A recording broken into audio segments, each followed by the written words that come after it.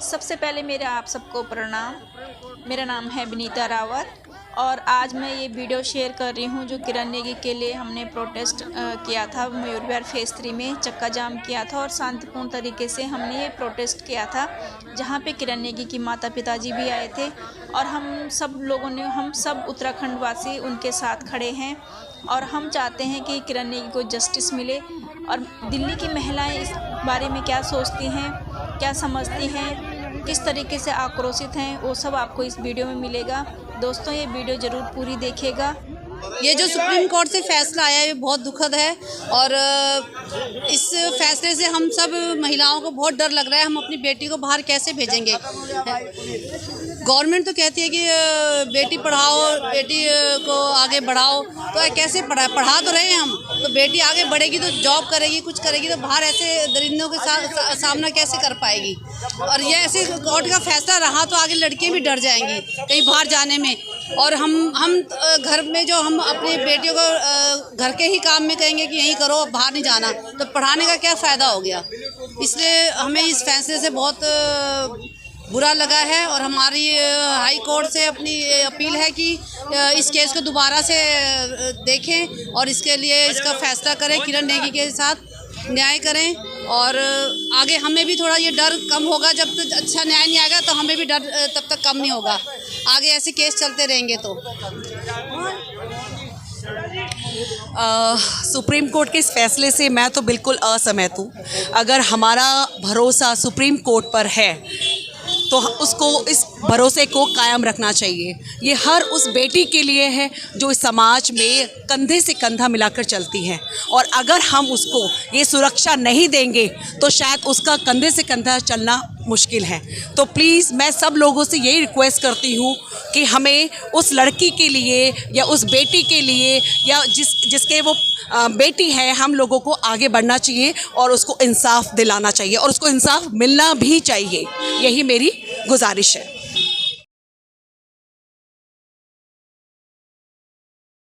हमारी बेटी को, हम सभी लोग जो भी है गलत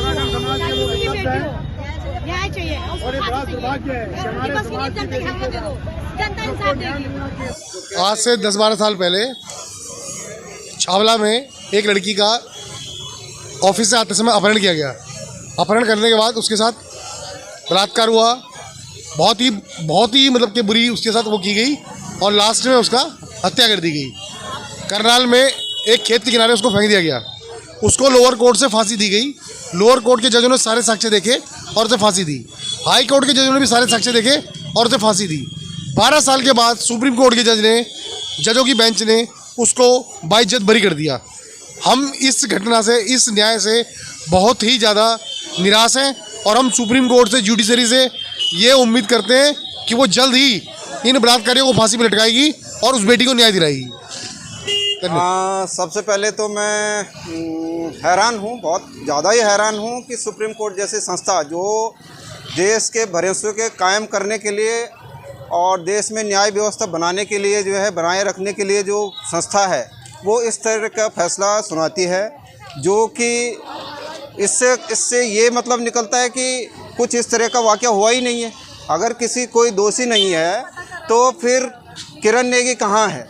किरण नेगी को मारा गया है, उसके साथ जो दुर्व्यवहार किया गया है वो हुआ ही नहीं है इसके हिसाब से। तो अगर सुप्रीम कोर्ट के फैसले के हिसाब से हम चलें तो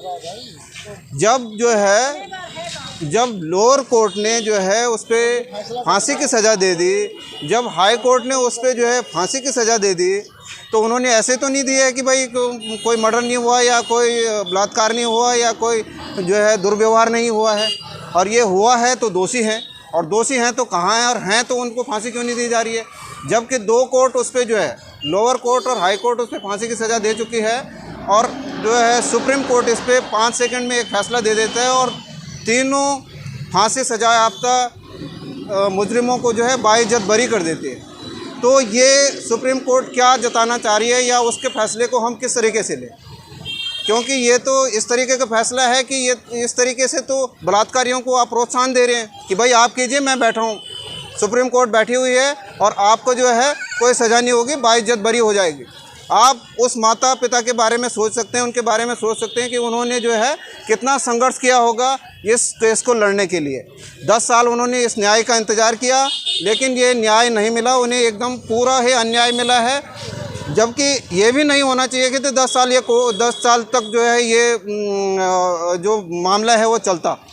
तो मेरी सुप्रीम कोर्ट से यही डिमांड है, और हम जो अपनी संस्था के माध्यम से हम जो अब एक रिव्यू पिटीशन डालेंगे तो उसमें यही मांग है कि उन तीनों दोषियों को फांसी की सज़ा बरकरार रखी जाए, तभी किरण बेटिया के साथ न्याय होगा, तभी हमारे उत्तराखंड समाज के साथ हमें उसे न्याय मानेंगे।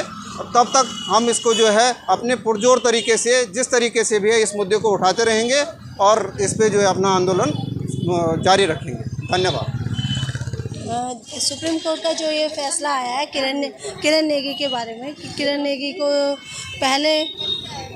पहले जो निर्भया हत्याकांड हुआ था उसका तो फैसला आ चुका है। उसके जो हत्यारे थे उनको तो फांसी दे चुके हैं ये लोग, लेकिन जो किरण नेगी का जो फैसला आया है, इस फैसले से हम लोग बहुत दुखी हैं। ये जो हम लोग सब उत्तराखंडी लोग हैं बहुत दुखी हैं इस फैसले से। हम चाहते हैं कि उस लड़के को न्याय मिले।